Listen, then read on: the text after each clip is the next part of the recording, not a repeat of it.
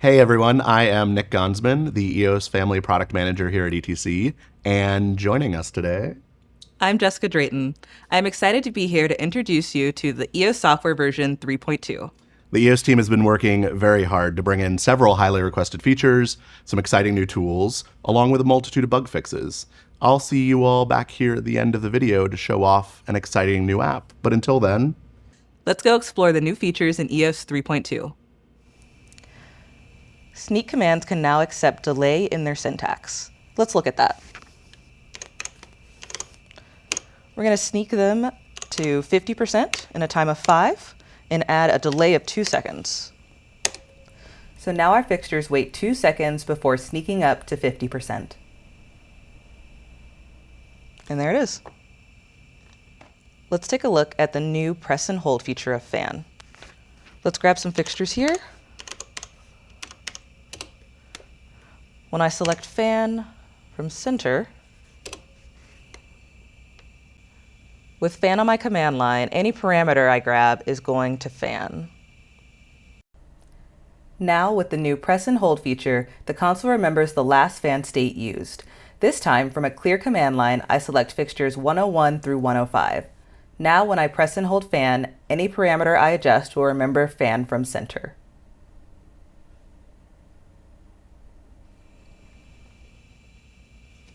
By pressing and holding Fan, it allows me to fan the fixtures without putting Fan on my command line. Previously, when you downloaded EOS software from the website, you needed to unzip at least one level to install it. Now you can take the software straight from the web to your console. In EOS, we've now added a Preheat Preset. So let's go into our Setup System Settings, and you can see the Preheat Preset is now located under Home Preset. We're going to set this as 501. So once you've set your Preheat Preset, you can go into Patch. I'm going to grab my fixtures 1 through 10. And in the Preheat column, I'm going to add Preset. And this will now reference the Preheat Preset we set in our settings. Let's take a look at how this works in live. I've already set a preheat on Q3. Let's run Q1. Now, when we run Q2, we see the preheat level fade up. By holding data, we can see the values referenced from preset 101. Using a preheat preset allows us to more easily manage different intensities. Since the beginning of EOS, many device settings were found in the shell. To change these settings, you had to exit the EOS application, which meant stopping output to your rig and connections to your other devices. In EOS 3.2, we started moving some settings out of the shell and into the EOS application. This makes it easier to change the settings and means fewer interruptions and restarts. Let's take a look at where some of the settings have landed in EOS. I'll start by going into Settings and then into Device Settings. Here you can see Device Name, which is one of the settings that is moved in from the shell. Another area we should look at is Network Settings, which have come into Device Settings as well. In here, you can now change the IP address and other settings for all of your network interfaces. Simply click on the IP address, make the change, and hit Apply. And in a few moments, the new setting will be updated. IP address changes still require a restart, but all other changes and settings can be made without restarting EOS. A new feature is that whenever you save a show file, EOS now stores all of your device settings within the show file. In fact, all devices that are online at the time of a save will have their settings saved and you can retrieve them later. As an example, if you have a video remote fail, you could replace the hardware and bring in all the settings for the device just by pulling it from the show file. However, none of the device settings are automatically loaded when a show file is opened. In fact, all device settings are persistent until the user takes an intentional action to change a setting. What does that mean? It means that device settings will not change when you open a show file, start a new show file, do a deep clear, or even update software. If you want a device setting changed, you can either manually change it or you can decide to load it from another source. Let's look at Network Adapter. You can see this icon, and when I touch or click it, I see a few things. On the left are the current network settings. In the next column over, you can see the settings for this device that are stored in my show file. Any setting that is different from my current settings will be highlighted in red, so I can easily see what is different. If I want to load those settings, I can click Retrieve from Showfile to apply them. I also have a column with my default settings. Default settings are factory set when a console first ships, and those defaults can be changed from within the shell. The other settings we've worked to modernize are output protocol settings. While we have expanded some features for modern output protocols, it is important to note that EOS version 3.2 will not output eDMX, also known as Net2, nor will it output AVAB UDP. Now let's look at the new home for protocols. These now live in Patch in a new tab called Protocols. As you can see, each protocol now has its own tab where we can make adjustments.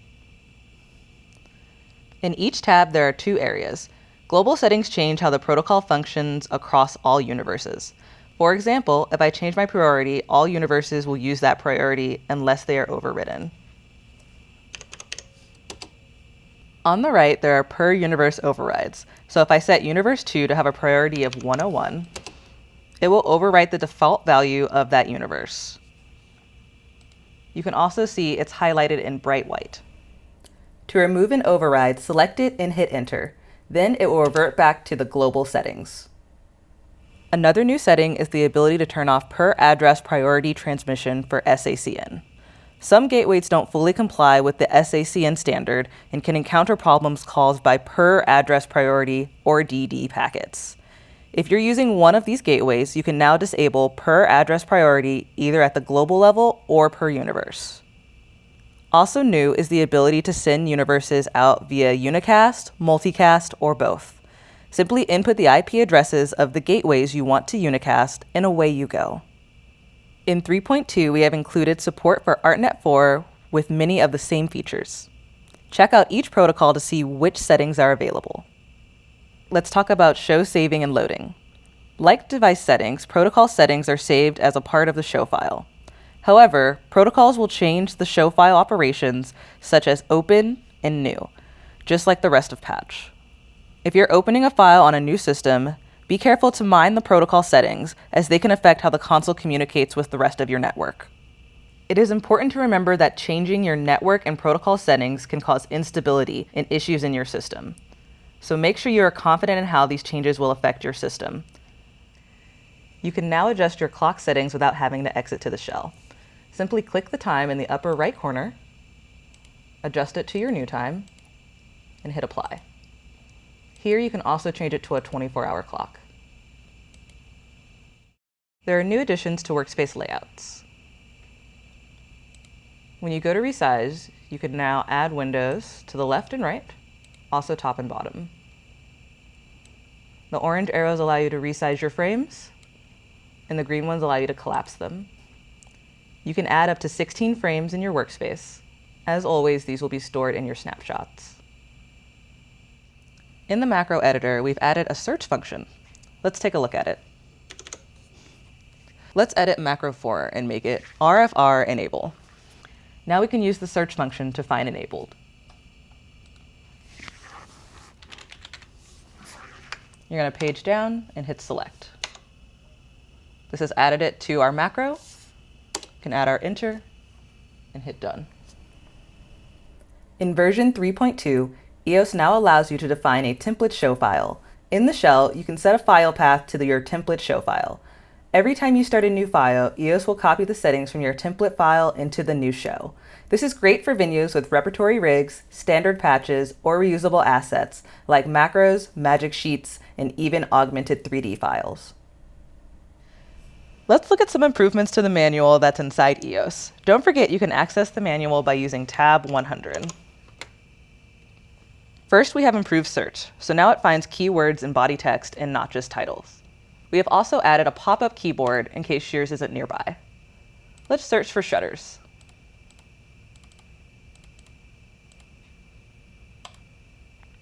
Manually adding fixtures seems like a good one.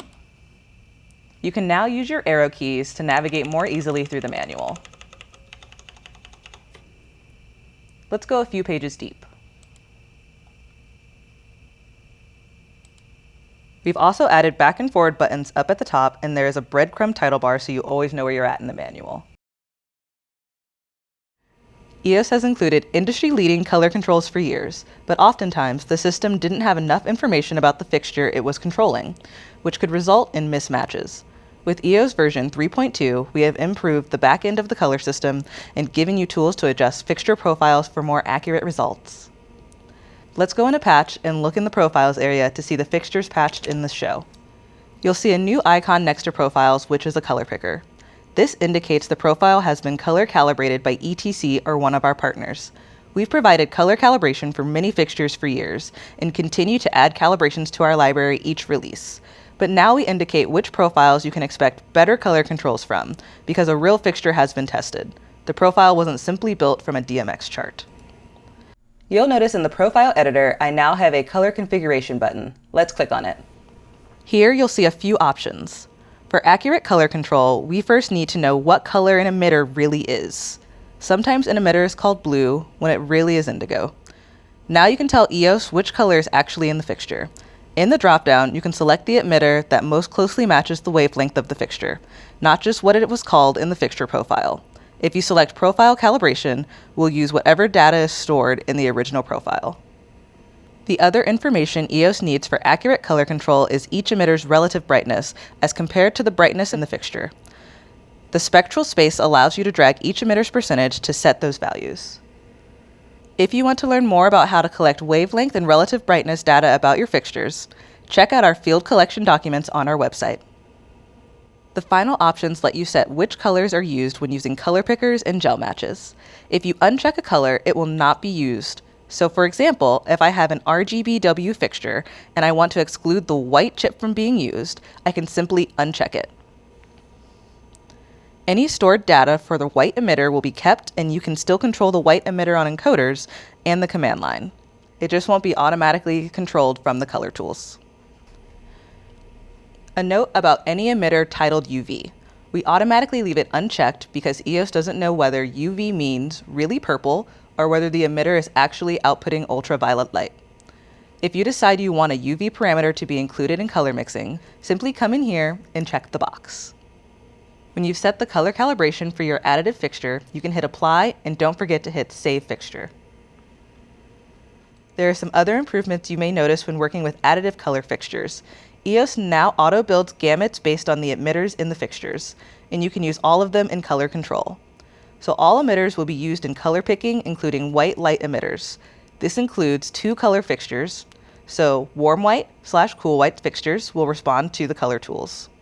In addition, we now save all color calibration information with the fixture profile, which allows easy transportation of fixtures between show files and ensures playback of show files through future versions of EOS software. Finally, we've also been making changes to the CMY engine in the background, and some fixtures will respond better to color picking. We'll continue to work on CMY color picking in future development. Another improvement is the inclusion of CIE XY controls for fixtures. This includes native XY control from the color picker as well as virtual XY control for any color mixing fixture. To get X or Y onto the command line, you can use the parameter tiles, or you can use the coordinate titles in the color picker. CIE XY parameters are between 0 and 1. EOS will autofill the point on your command line before your value. New to Augmented in EOS version 3.2 are zones. Zones allow you to define an area within your augmented model and then take automatic actions on any fixtures whose beams intersect with the zone. Let's do a quick example. Let's get into our Augmented tab and let's get into edit mode. Once I am in, you can see I have a new object type in my library called zone. I'm going to drag it into our workspace. Just like other objects, you can use the Move, Scale, and Rotate tools to adjust the zone. Let's move this zone downstage and make it as wide as the orchestra pit.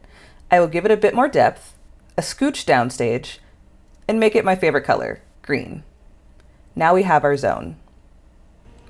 With the zone still selected, you can see I have some properties in my hierarchy.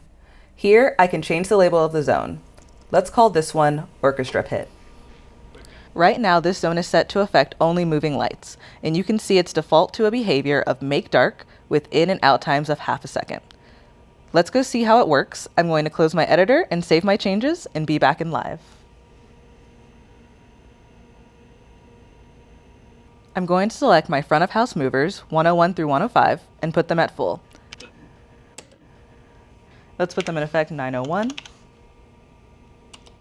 And as the effect runs through the zone, the fixtures fade out in their half-second count because they're in make dark mode. And there you go. You can see that when a light intersects with the zone, it turns off in half a second, and then when it leaves the zone, it restores in half a second. All automatically. No complicated programming to keep the lights off when you go into the orchestra pit.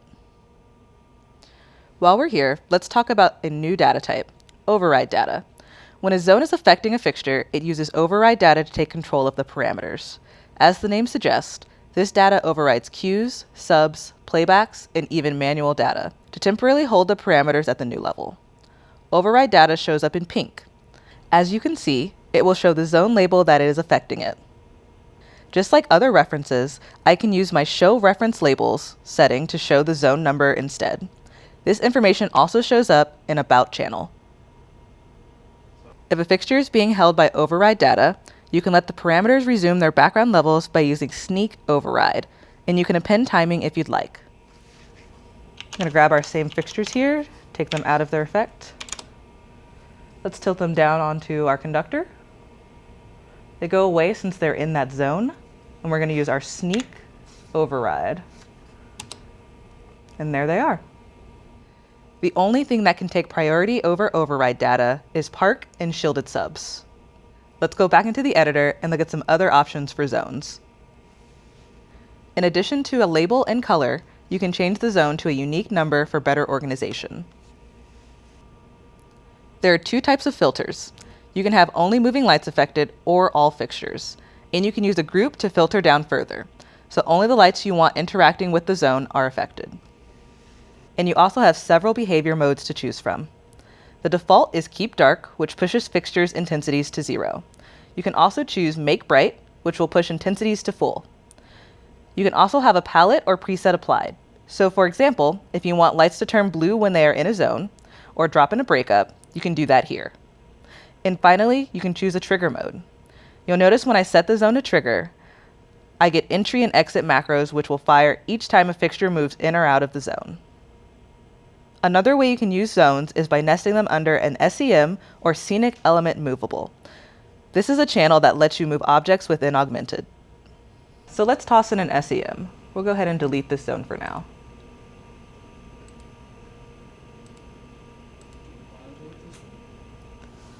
We'll also take out these fixtures. Let's take one channel 1001. And we're going to search for our SEM here. Here is our Scenic Element Movable. And to see it in Augmented, we don't need to give it an address. Let's go back into our Augmented window. Let's make a box that is roughly actor sized. Now let's edit our zone properties. I want all fixtures in group 1 to be affected. Select all fixtures and filter to group 1. To have these lights turn on when the Scenic Element Movable intersects the beam, we need to set the zone property to Make Bright.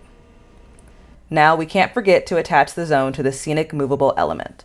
Simply drag the zone into the desired SEM so they are nested together. Now in Live, I'll select channel 1001, and when I move my actor size box around, the lights turn on as the zone enters a beam and turn off as they leave.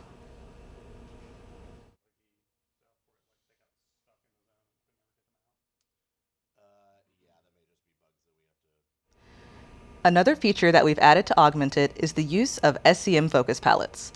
This gives you the ability to tie a focus palette to a Scenic Element Movable channel. When you've linked them, anytime a light is referencing a focus palette, those fixtures will follow the location of the SEM in the model. Let's take a look at how to link and use SEM Focus Palettes. Let's open up our Augmented model, go into our Edit mode, and we'll start by deleting the zone we've created and replacing it with a person.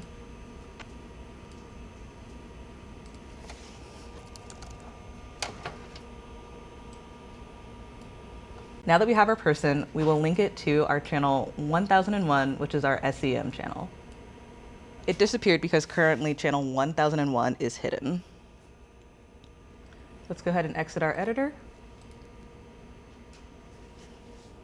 We'll bring 1001 back so we can see our person we've added. Now let's go ahead and create a focus palette that references an SEM. We'll make it Focus Palette 1001. No data is needed inside the focus palette. Any data stored there will just be ignored. Let's go ahead and link our SEM channel. We'll hit Track SEM 1001. And we can see in our Track SEM column, now it's linking to SEM 1001. Let's go ahead back to live and record a couple of cues. We'll start with recording Q1 with no fixtures in it.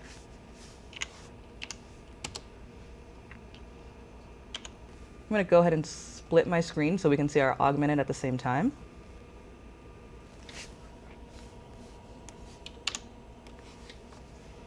Go back to our live table. Now let's turn on channel 102. We'll go ahead and put it in Focus Palette 1001, which will take it to our SEM. Anytime a focus palette is referencing an SEM, we will see a diamond next to the parameter.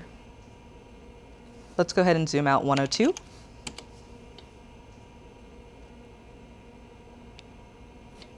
Now let's grab our SEM channel and move him downstage left.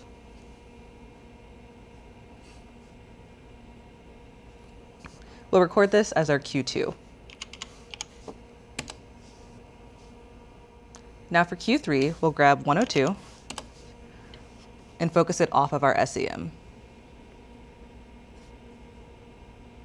We'll record this as Q3. Let's go ahead and run through those cues. Since we're in auto mark, we can see that in Q1, 102 is preparing to follow the SEM in black. In Q2, 102 is tracking the SEM downstage left. And you can also see that we still have that diamond reference on the parameter. In Q3, you can see that because we gave 102 a manual location, it is no longer following the SEM, which remains downstage left. Since materials came into EOS version 3.1, we've allowed you to drop colors and textures onto objects, bringing your models to life. Let's review how we put materials onto objects, and then we'll go over our improvements for sub-object overrides that are a part of version 3.2. First, I'm going to open my editor, and we'll add a 3D cube into the space. Let's go ahead and lift it up. Now let's apply a material to it. Fabric denim sounds nice. Remember, you can apply a material by dragging it to a face of an object or the hierarchy window to wrap the entire object in the material. Let's give this cube a bit of rotation so we can see its sides.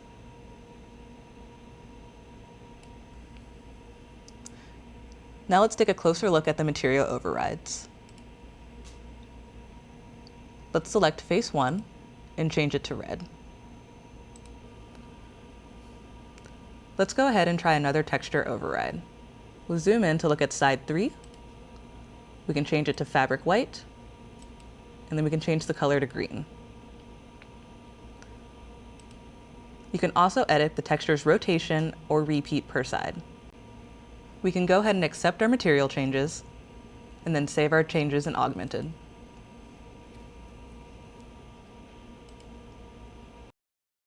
In 3.2, we've made improvements to 3D model imports now on your console and on your tethered devices. Let's take a quick look at how it works. We'll go into our Augmented editor. Let's go to our File dropdown and look at Import to Library. We're going to import a 3D model. And here we can see our drives, including our flash drives that are attached. If I need to go back to a previous folder, I can use this up caret.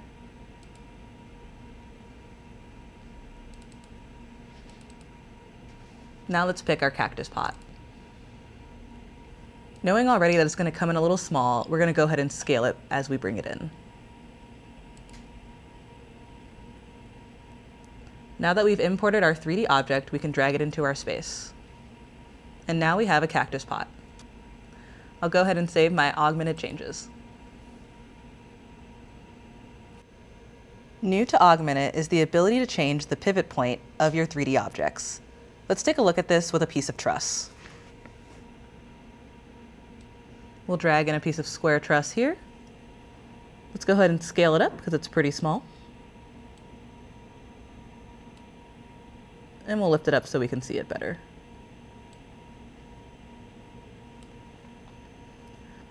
So right now we're at the default pivot point of the truss, which means from the left side, it will rotate. Now we can move the pivot point to the center and rotate it from there. Or the edge.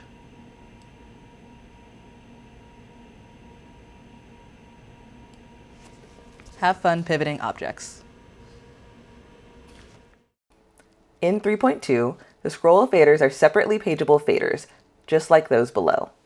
When I use my paging keys, my lower bank of faders will page. To change the scroll wheel pages, I can just hold down the Page Plus or Page Minus button. You'll see my screen change with instructions telling me to scroll any wheel to change pages. In the EOS 3.2 software, we have a couple more interesting new features. Let's go through some of them. In our pixel map editor, you can now find additional zoom tools in the gear. Here you can zoom in or zoom to all. This is also true in the pixel map preview. In staging mode, you can now flexi to a state where you see only those affected channels. Hold down flexi and select staging mode. Now we can go back to live and it returns us to our previous flexied state. Now in 3.2, when you delete a queue, your scene will automatically move to the next queue in line. Let's go ahead and delete Q1, which has Scene Act 1. We can see that our Act 1 scene has moved automatically to Q2. In 3.2, we've made it more clear that filters are enabled. Now when I grab my filters, let's say pan, tilt, green, and zoom. When I apply my filters, we can now see how they're brighter than the rest. EOS 3.2 is available to download now from etcconnect.com/EOS. For a deeper dive into the features, check out the manual and support site. And now, back over to Nick. Thank you, Jessica. That was a great introduction to all the new and exciting features that are coming in to EOS 3.2. We've come over here to the Century Theater in Middleton, Wisconsin to show off our new app, Augmented Scanner. Now, using the Augmented Scanner app, you can walk into any space and using tools that are already built into your device, you can scan in the room, bringing that immediately over into Augmented. The app is available for Apple and Android devices, and it uses the sensors and camera in your phone in conjunction with ARKit to produce a 3D model. Let's go take a look at how to build one. I am going to open the Augmented Scanner app. And the first thing I'm going to want to do is start a new space. So when you get into the app, it needs to initialize, and we need to identify our floor plane first. So you can see already that the ARKit is working to find the floor plane. You can see that little line as it finds it. So I can touch anywhere on that plane to let the ARKit know that that's my floor. And as I go into the corner, you'll notice that it'll start wall detection as well. So it can find where those planes are with the ARKit. So I've dropped my first point. I'm going to go ahead and move along this wall. And I'm moving a little slowly. You can see it'll give you warnings if you're moving too fast. Depending on your lighting conditions and the fidelity of your ARKit, you may have to walk a little more slowly to get it to capture the space. So I've encountered a door here. I'm going to go ahead and drop a point. And then one of the tools that I have is my door tool. You'll notice that my line turns red. I'm going to go ahead and drop the other side of that door frame. And then the first thing we get is the ability to add a little bit of depth. So I can either skip that for a 2D cutout, which we'll do in just a minute, or I can give it some wall depth if there's just a little opening there.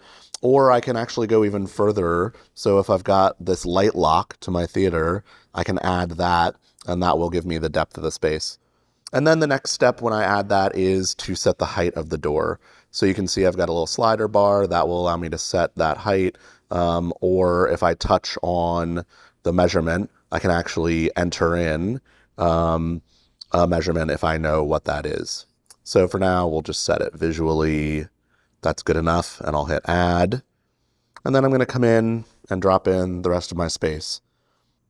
Sometimes you're trying to align with a wall, and it can pick different spots. So you can turn off your snap, and that's going to stop the system from trying to grab onto those wall planes, and you can drop those points wherever you want. Again, that'll depend on your lighting conditions, as well as the quality of your AR kit. So I'm going to come over and add this corner. And then for my next door, I'll drop my first point. I'm going to come into my tools, grab door, and I just want a 2D cutout of my space. I don't want to add depth, so I can use my skip tool, and that's just going to skip adding depth and allow this to be just a 2D cutout.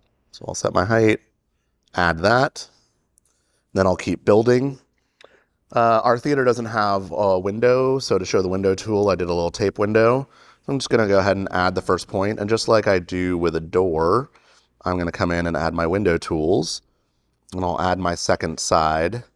And what this gives me is an additional step. So I'm going to add just a little bit of depth here. We can see, we'll do a little bit of a reveal on this window. And then my additional step here is I want to set the bottom of the window. So I can go ahead and move that cube there. I'll add, and now I can actually do my cutout. So I'll adjust that height, and the window's been added. We also have an arc tool, so if you have a curved wall, you can pretty easily drop that in.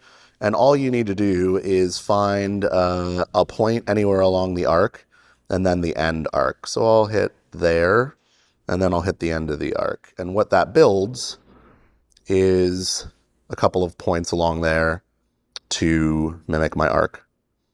And then I'll come back and finish the space. And sometimes you have a little bit of AR drift. So the system will sometimes try and snap back to the space, but you can also grab and just touch and move those points. So if you ever need to make adjustments along the way, you can certainly do that. So I'm going to complete my room. And then the final step is setting my room height. So you'll want to find a corner where you can see the ceiling intersect. And I actually have some truss in the way, but I can go up as high as I want, or I happen to know that this room is 10 meters, so we can add that with our keypad. So you can kind of see, as I look around the room, I've got elements laid over my space in augmented reality. So the next step is to hit Build 3D, and that's going to build our 3D model. So you can see that we've got all the elements that we included, including the door cutout, the window cutout with the reveal, the curved wall, and our light lock space. I can now label this space. So I'm going to call this Century Theater, as that is the name of the space we're in. And then I'm going to go ahead and save that. And you can see the file has saved successfully. I can also save that to a file, so I can upload it to a device if I'm not there. Or if I'm wirelessly connected to my console, which I am here, I can say upload, find the console, and you can see that the connection was successful. I just put in the IP address of that device. And as soon as I hit upload, you see it instantly appears in our augmented library, and I can just drag that in. And now my model is in the space. If I want to make edits to individual components, I can expand it like I would with any other imported model. Then I have the ability to take individual pieces, modify them, make changes if I'd like to. So that's the basic set of tools. Why don't we go ahead and do another one? There's some proscenium specific tools that we can look at that'll help you if you're in a proscenium space. So to start the proscenium space, I'm once again going to start new space.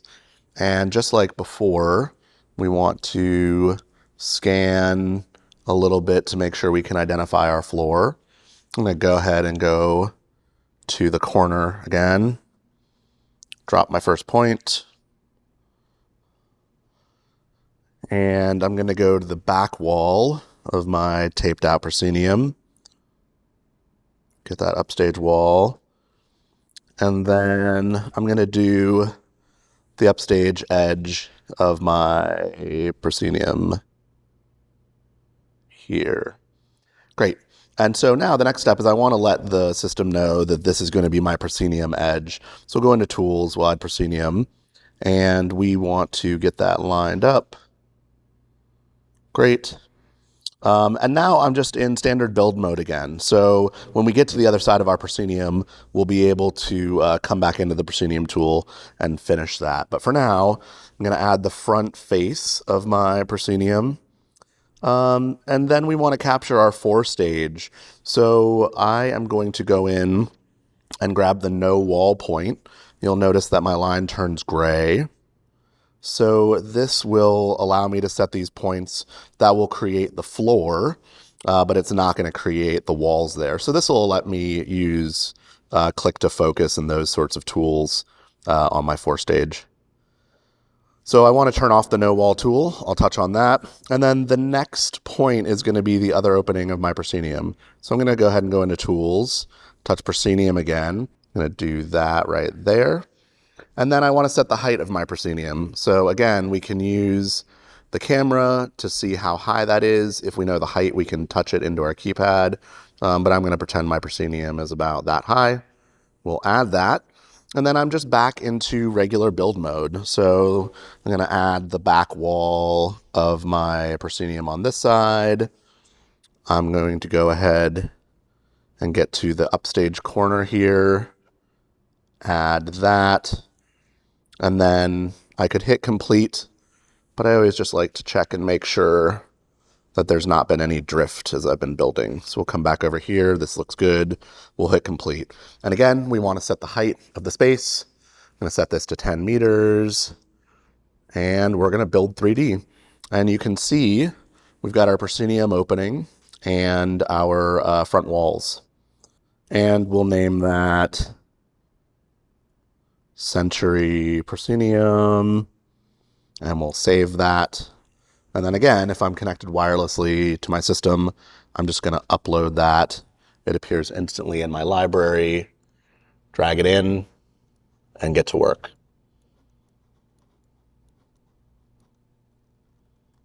There we go. Let's look at some of the other areas of the app. I'm going to come into View Space. View Space will allow us to see all the spaces we have previously created. So I can go in and look at these spaces like before, manage them. I can delete models from here. So if I've created a space that I'm no longer using, and of course I can upload wirelessly, or I can save the file for transporting it off my phone. So I'll go back to Home. View Space also gives you the ability to select multiple files and manage them. You can rename files. It's just a quick way to see what models you have stored on your phone. I'll go back to Home. And let's just take a quick look at settings. Up top is just information about the phone and version information. So if you need support or there are any issues, we can quickly spot what system you're on. Additionally, there's links to info about the app and support articles. Those will take you to your browser and the web. You can set a default console IP address. So if you're working with a console regularly, you can set that here. And then, of course, the unit of measurement allows you to pick between metric or imperial measurements. You have some display settings, so if you've used the app frequently and you're aware of what all the tools do, you can certainly hide those to make the UI a bit more transparent. And of course, we've got a lot more features planned for this app, so keep an eye on updates and we'll introduce those as we're ready. And it's as simple as that. The Scanner app has all of the tools to simply and quickly get your space into Augmented. If you're interested in Augmented Scanner, go to your favorite app store and download it now. If you need more information about Augmented Scanner or EOS 3.2, go to our website at etcconnect.com. Thanks for joining us. My name's Nick. I'll see you at the next one.